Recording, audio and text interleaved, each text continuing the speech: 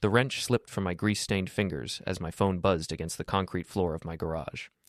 I'd been elbow-deep in the guts of my '92 Harley for 3 hours, trying to coax life back into the carburetor that had been giving me grief all week. The rain hammered against the aluminum roof like angry fists, and the single bare bulb swaying overhead cast dancing shadows across my tools. "Dad?" Jamie's voice cracked through the speaker, barely audible over the storm. My 13-year-old son sounded smaller than usual, which immediately put me on edge. "What's wrong, kiddo?" I wiped my hands on an old shop rag, already knowing this wasn't going to be good news. It never was when he called from his mother's house. Brad locked me out again. He said I'm nothing like him and never will be. He's laughing about it with Mom. The words came out in a rush, like he was afraid someone might hear him. "I'm getting soaked, Dad. I don't know what to do." The garage went quiet, except for the rain and the distant rumble of thunder. My ex-wife Tina had made her feelings crystal clear when she moved in with Brad Hutchinson 6 months ago. "He's a real man," she'd said, standing in our old kitchen with her arms crossed like she was defending a fortress. "Not some childish biker who can't grow up and get a real job." Brad owned the biggest auto dealership in town, drove a pristine Mustang, and lived in one of those cookie-cutter McMansions on Maple Ridge. Everything I wasn't, according to Tina. Everything she thought she deserved after 15 years of marriage to a guy who fixed motorcycles for beer money and rode with the local MC on weekends. "Stay put, Jamie. I'm coming to get you." I grabbed my leather jacket from the hook by the door and shrugged into it, feeling the familiar weight settle across my shoulders. "And son, don't let that piece of trash make you feel small. You're worth 10 of him." The line went quiet for a moment. "Thanks, Dad. I knew you'd come." That's the thing about being the father everyone thinks is a screw-up. Your kid still calls you when the world gets too heavy to carry alone. I fired up the Harley and pulled out into the storm, the engine's growl cutting through the rain like a chainsaw. Maple Ridge was only 10 minutes from my place on the wrong side of town, but it might as well have been another planet. Perfect lawns, 3-car garages, and the kind of silence that money buys.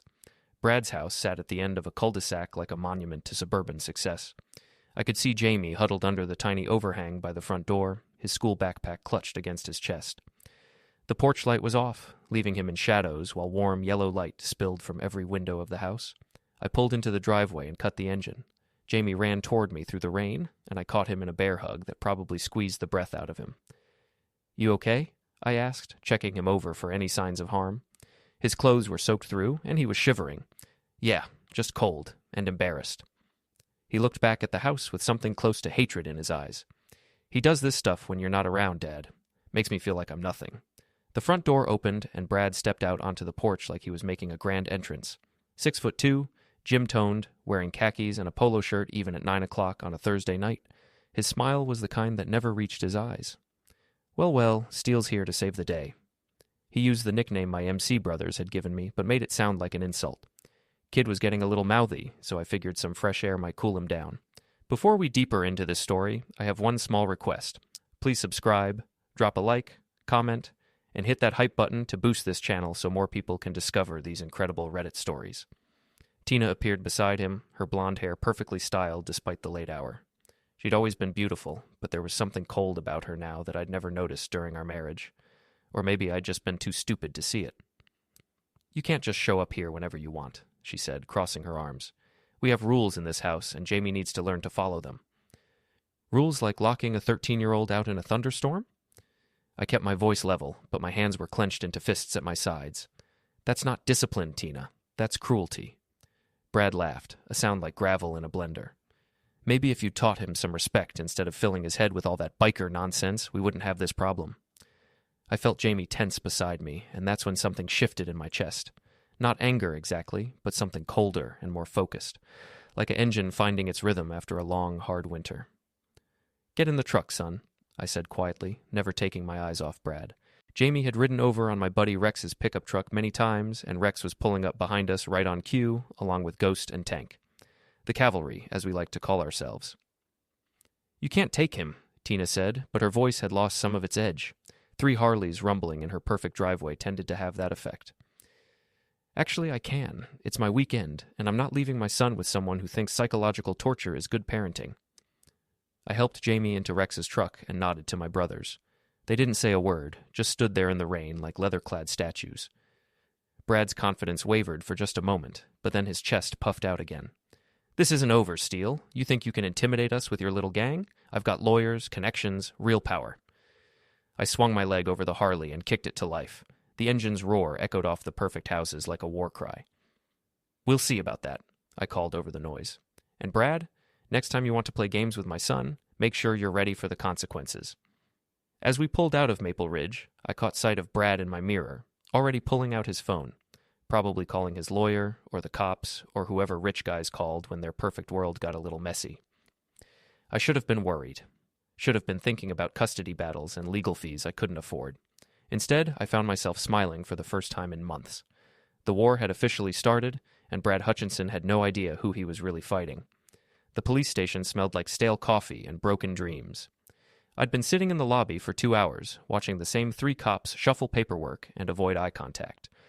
Officer Martinez finally called my name around noon, gesturing toward a small interview room that looked like it had been decorated by someone with a grudge against comfort.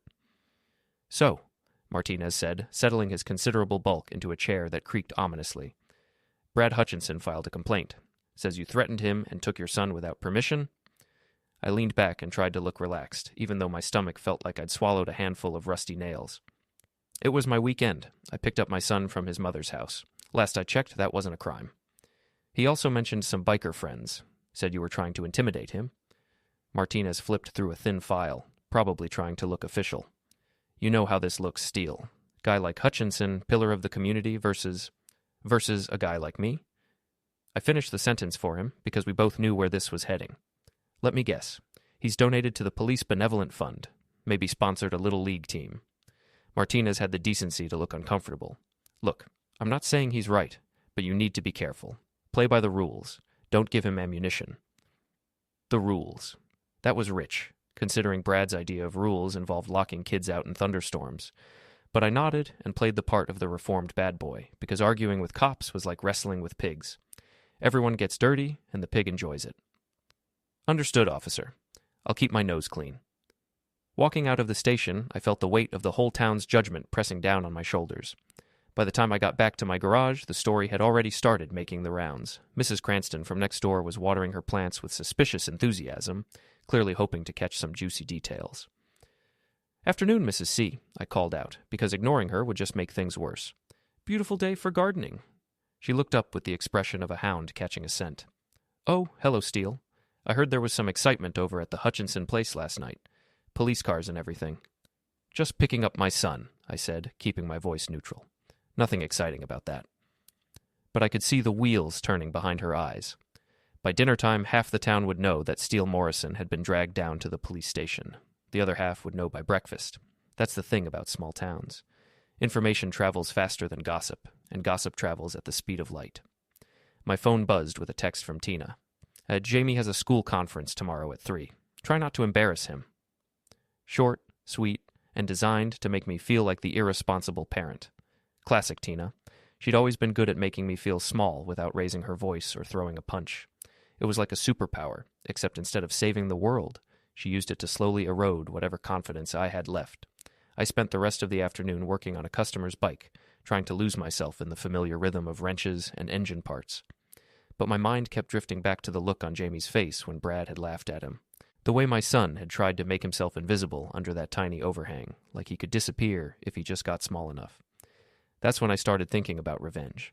Not the hot, stupid kind that lands you in jail, but something colder and more precise. Something that would hurt Brad where he lived, in that perfect little world he'd built around himself. Rex showed up around 6 with a case of beer and a knowing look.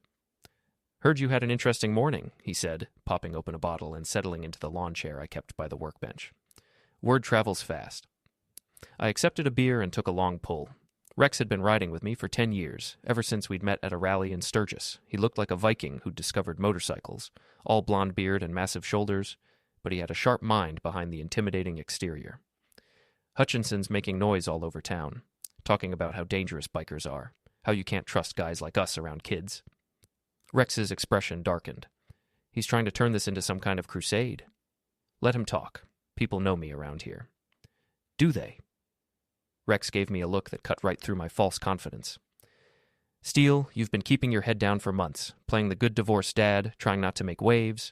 Meanwhile, this guy's been building himself up as the town's golden boy. Who do you think they're going to believe? He had a point, and we both knew it. Brad had money, influence, and the kind of clean-cut image that played well at PTA meetings. I had a motorcycle, a garage full of half-finished projects, and a reputation that preceded me into every room. So what are you suggesting? Rex grinned, and for a moment he looked exactly like the wild man who'd once talked 3 bouncers out of throwing us out of a bar in Daytona by convincing them we were undercover federal agents. I'm suggesting you stop playing defense and start playing offense. Guy like Hutchinson, he's got secrets. Everybody does. We just need to find them. That's when Ghost walked in, moving with his usual silent grace. Ghost got his nickname because he could slip in and out of places without anyone noticing, a skill that had served our little brotherhood well over the years.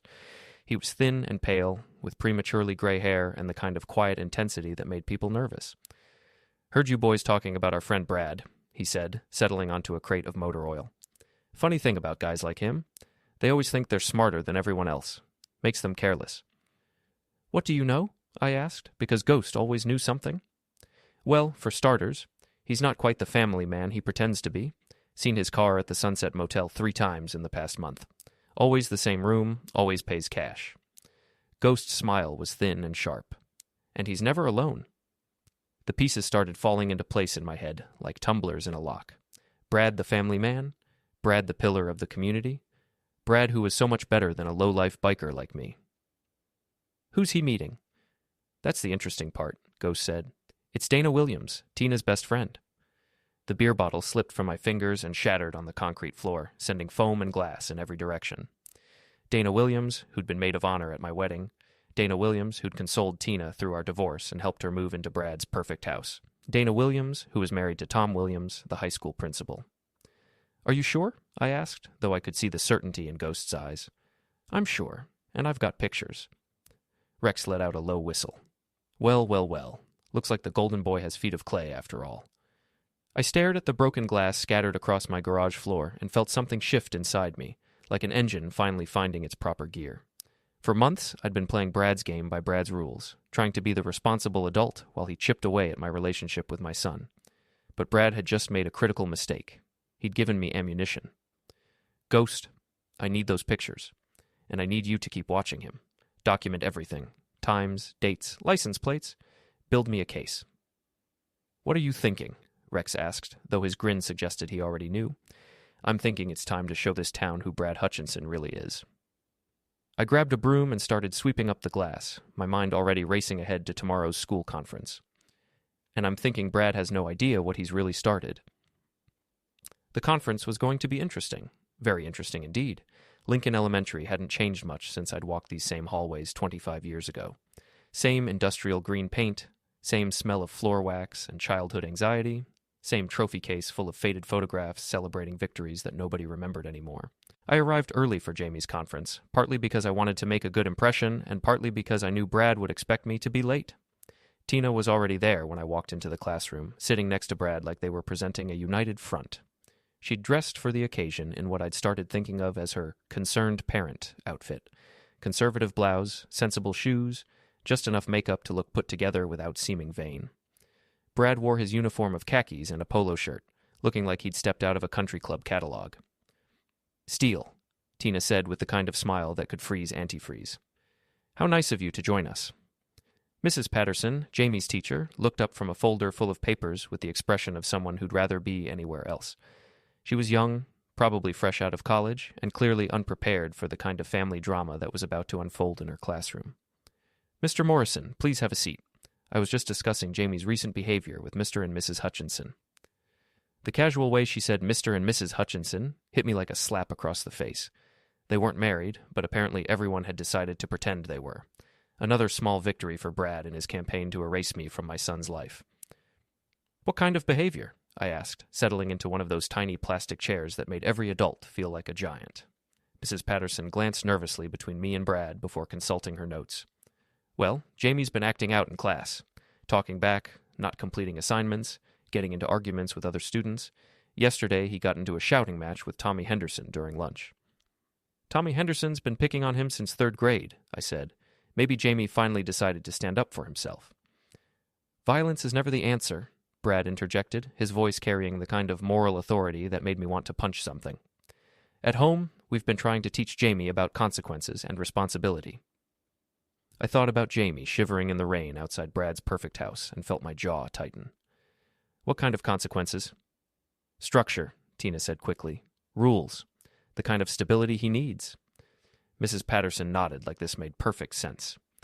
Jamie does seem to struggle with authority figures. Perhaps some consistency between both homes would help. Consistency. I repeated the word slowly, letting it hang in the air. You mean like making sure he knows he's loved and protected? Or consistency like locking him outside during thunderstorms? The room went quiet.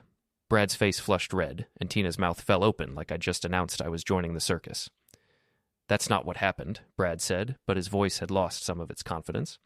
The boy was being disrespectful, and I thought some time to think about his behavior would help. Outside, in a storm, at night. I kept my voice level, but I could feel the anger building behind my ribcage like pressure in a boiler. What kind of man does that to a 13-year-old kid? Mrs. Patterson looked genuinely shocked. Mr. Hutchinson? Is this true? It's been taken completely out of context, Tina said, jumping to Brad's defense like she always did. Steele has a tendency to exaggerate when he doesn't get his way. I have a tendency to protect my son from bullies, I shot back, even when those bullies are living in his mother's house. Brad stood up so fast his chair scraped against the floor. I don't have to sit here and listen to this garbage from some washed-up biker who can't even hold down a real job.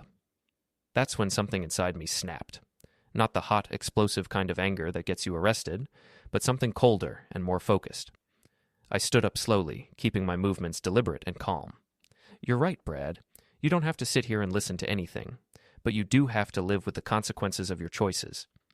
I turned to Mrs. Patterson. Ma'am, I appreciate your concern for my son, but maybe the problem isn't Jamie's behavior. Maybe the problem is that he's being raised by people who think cruelty is the same thing as discipline. I walked toward the door, then stopped and looked back at Brad. Oh, and Brad, next time you want to play games with my son's well-being, you might want to make sure your own house is in order first.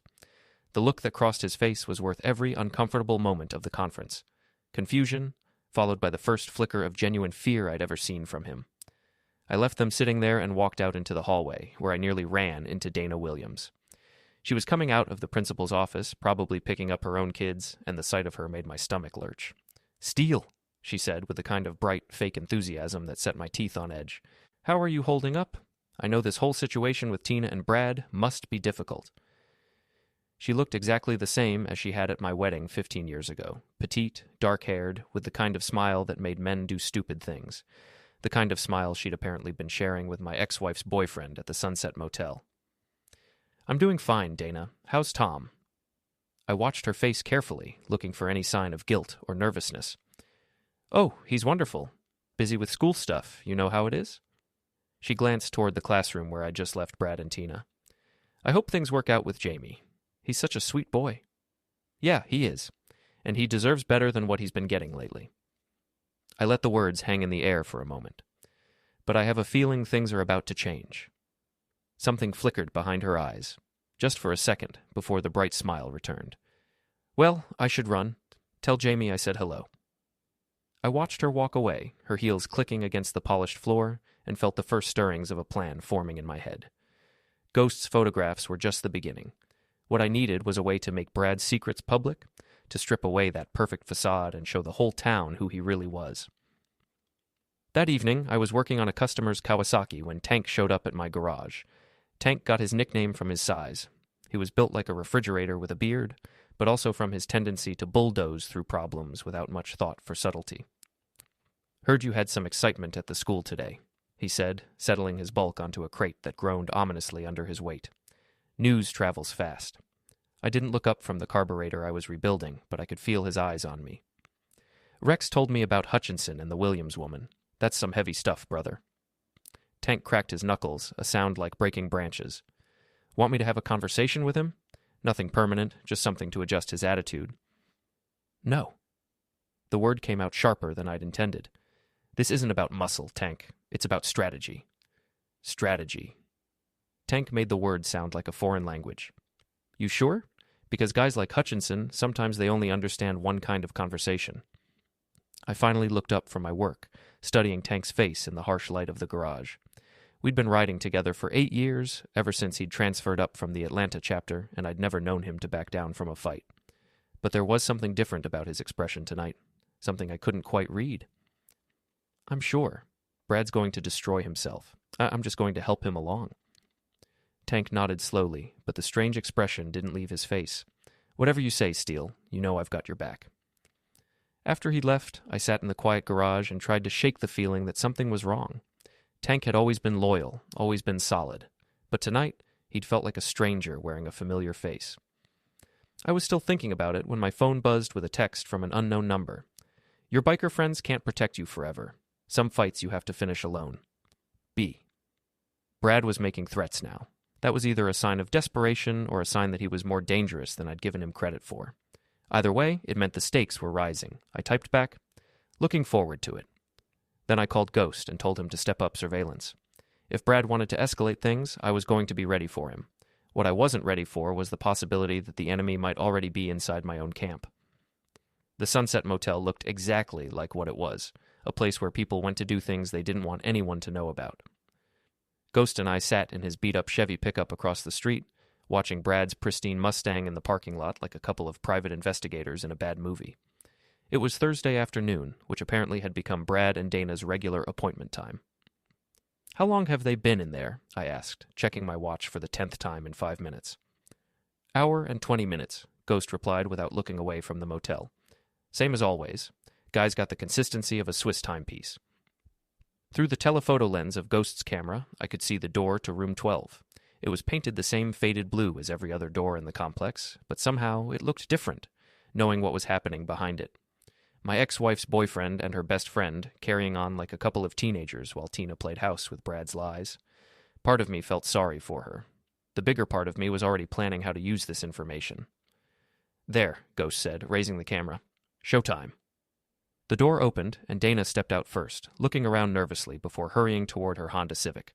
She'd changed clothes since going in, the conservative mom outfit replaced by something that screamed, I just spent an hour doing things my husband would divorce me for. Brad emerged a few minutes later, straightening his polo shirt and checking his phone like he was just another businessman wrapping up a meeting. The arrogance of it made my teeth ache. Got everything we need? I asked. Ghost lowered the camera with a satisfied expression. Enough to end his political career, if he had one. Question is, what do you want to do with it? That was the million-dollar question, wasn't it? I could march straight to Tina's house and show her the photographs, watch her perfect new world crumble in real time. I could send copies to Tom Williams and let him deal with his cheating wife. I could even post them on social media and let the whole town feast on the scandal. But all of those options felt too simple, too quick. Brad had spent months systematically humiliating me, chipping away at my relationship with my son and turning half the town against me. He deserved something more creative than a simple exposure. I want to think about it, I said finally. Let's see what other secrets our boy Brad is hiding. We followed him back to his dealership, a sprawling complex of glass and steel that dominated 3 acres on the edge of town. Hutchinson Motors had been Brad's baby for the past 5 years, built with money from his father's construction business and a loan that had probably required more connections than collateral. Place is always busy, Ghost observed as we watched customers wandering the lot, kicking tires and pretending they understood what they were looking at. Brad's good at selling people things they can't afford, I said. It's his specialty. That's when I noticed Tank's motorcycle parked near the service entrance. My stomach dropped like I just missed a step in the dark. What's Tank doing here? Ghost asked, following my gaze. Good question. I pulled out my phone and called Tank's number, watching the dealership while it rang. Steele, what's up, brother? Tank's voice was too cheerful, too forced. Where are you? Just running some errands. Why? Which errands involve Brad Hutchinson's dealership? The line went quiet for a long moment. When Tank spoke again, all the fake cheer was gone from his voice. We need to talk. Yeah, we do. Meet me at the Pit in an hour. The Pit was our usual hangout, a dive bar on the industrial side of town that catered to bikers, factory workers, and anyone else who preferred their beer cheap and their music loud. The owner, a grizzled ex-Marine named Sal, had been letting our crew use the back room for meetings since before I could legally drink. Tank was already there when I arrived, nursing a beer and staring at the scarred wooden table like it held the secrets of the universe.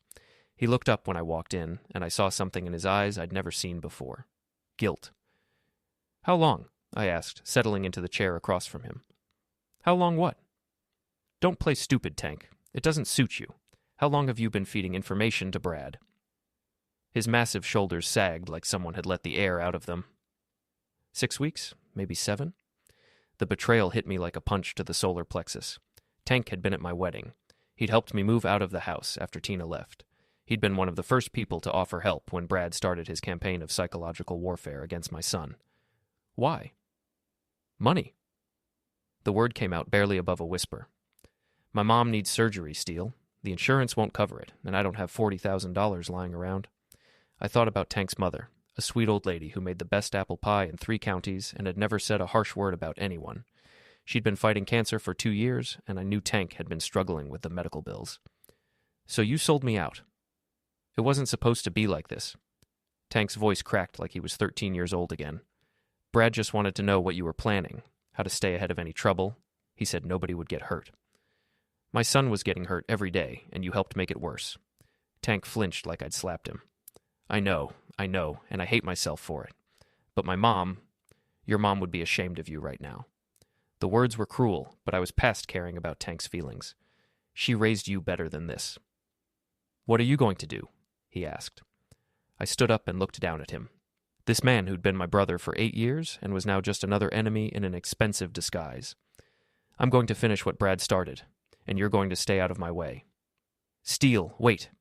But I was already walking away, leaving Tank alone with his guilt and his 30 pieces of silver. Outside the pit, I sat on my Harley for a long time, trying to process what I'd just learned. Tank's betrayal explained how Brad always seemed to be one step ahead, how he'd known exactly which buttons to push and when to push them. It also meant that Brad knew I had the photographs. My phone buzzed with a text. Heard you've been playing private investigator. 2 can play that game. Check your email. B. I opened my email app with a sense of dread that turned out to be completely justified. Brad had sent me a video file, and the thumbnail image made my heart stop. It was Jamie, walking out of school, unaware that someone was filming him. The message below the video was short and to the point. Beautiful kid. Be ashamed if something happened to him. Back off, or find out what real consequences look like. I stared at the screen until the words blurred together, feeling something cold and terrible spreading through my chest. Brad had just crossed a line that couldn't be uncrossed. He'd threatened my son. The game had officially changed, and Brad Hutchinson was about to learn the difference between playing with fire and getting burned alive. I didn't sleep that night. Couldn't sleep, not with Brad's threat echoing in my head like a broken record. Instead, I sat in my garage with Ghost and Rex, planning what we all knew had to be the final move in this twisted game. He's desperate, Rex said, studying the screenshots I'd taken of Brad's threatening message. Guys like him, when they're cornered, they do stupid things. Threatening a kid is more than stupid, Ghost added quietly. It's unforgivable. I'd already called my lawyer, a scrappy public defender named Janet Collins, who owed me a favor from when I'd testified in one of her cases.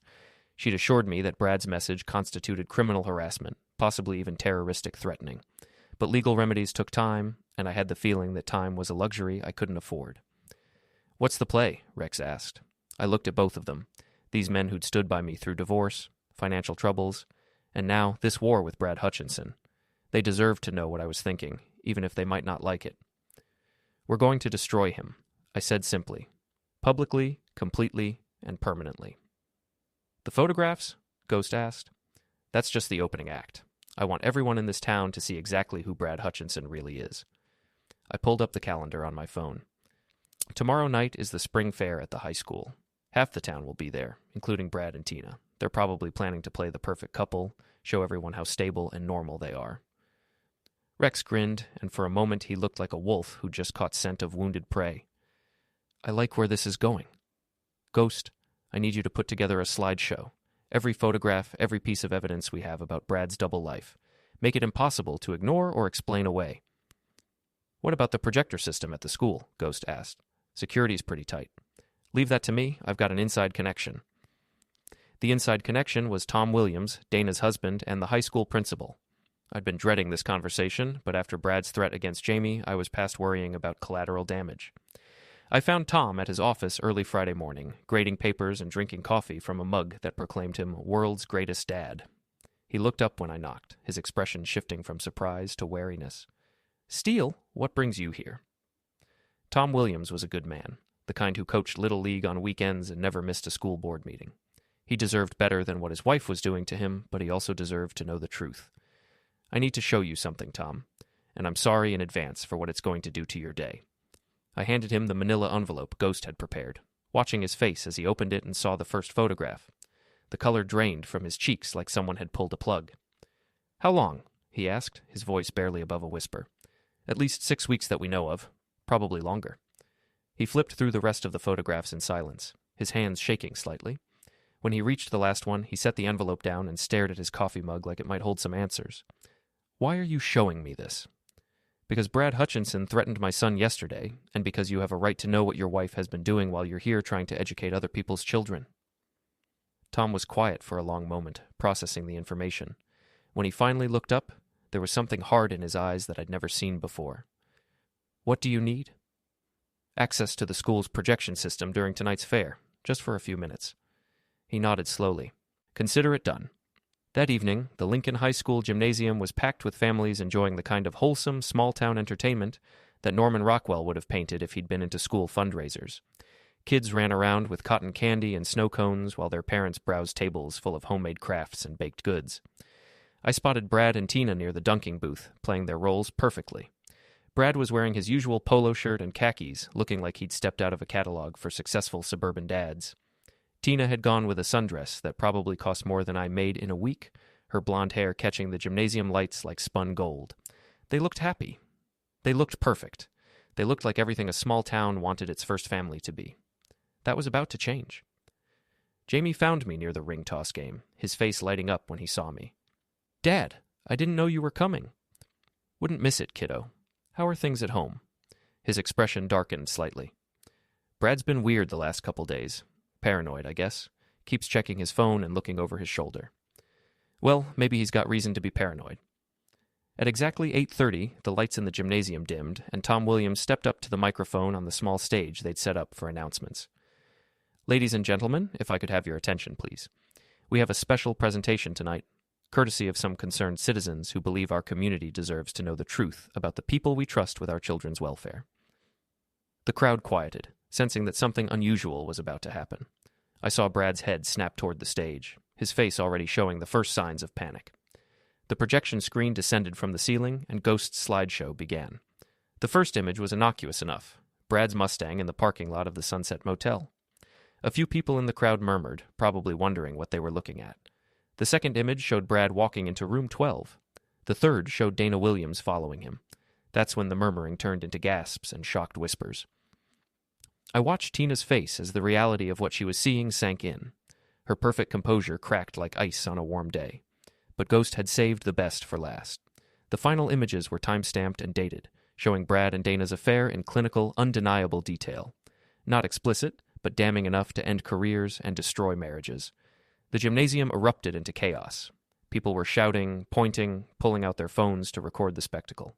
In the middle of it all, Brad stood frozen like a deer in headlights, his perfect world crumbling around him in real time. Tina turned on him with fury that could have melted steel. "You piece of garbage. How could you do this to me?" "It's not what it looks like," Brad stammered, but even he seemed to realize how pathetic that sounded.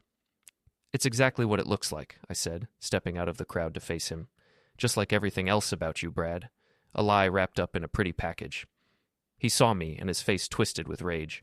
"You did this. You destroyed my life." "No, I just showed everyone what you'd already done to yourself." I kept my voice calm, reasonable. "You want to blame someone? Look in a mirror." Brad lunged at me then, all his careful control finally snapping. But I was ready for him, had been ready since the moment he'd threatened my son. I sidestepped his clumsy attack and let his own momentum carry him into a table full of baked goods. He came up swinging, frosting in his hair and murder in his eyes. This time his punch connected, catching me in the ribs and driving the air from my lungs. But I'd been in plenty of fights, and Brad had spent too many years behind a desk to be much of a threat. I grabbed him by his polo shirt and drove my knee into his stomach, doubling him over. Then I hauled him upright and looked him in the eyes. "This is what happens when you threaten my son," I said, loud enough for everyone to hear. "This is what happens when you try to destroy someone's family for your own entertainment." Security guards were pushing through the crowd now, trying to restore order to the chaos. But the damage was done. Brad's reputation was in ruins. His relationship with Tina was over, and half the town had just watched him get humiliated by the biker he'd spent months trying to destroy. As they pulled us apart, I caught sight of Jamie in the crowd. He was smiling, actually smiling, for the first time in months. Tom Williams appeared at my elbow as the security guards led Brad away. "I guess that settles that," he said quietly. "I'm sorry about Dana," I said. "I know this can't be easy." "No, but it's better than living a lie." He looked toward the stage where the projection screen was finally going dark. "Thank you for showing me the truth. Thank you for helping me show everyone else." Later, after the police had taken statements and the crowd had dispersed, I found myself sitting on my Harley in the school parking lot. Rex and Ghost pulled up beside me, their engines rumbling in the quiet night. "How do you feel?" Rex asked. I thought about it for a moment, taking inventory of my emotions. The anger was gone, burned away by the fire of public vindication.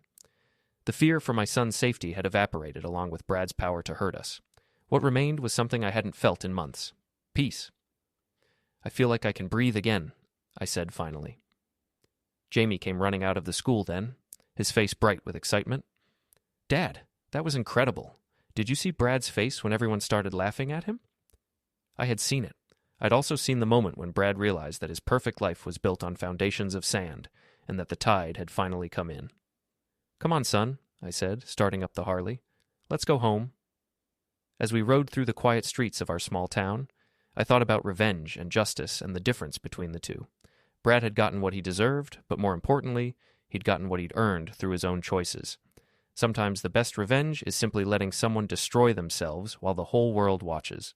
And sometimes, just sometimes, the good guys actually win.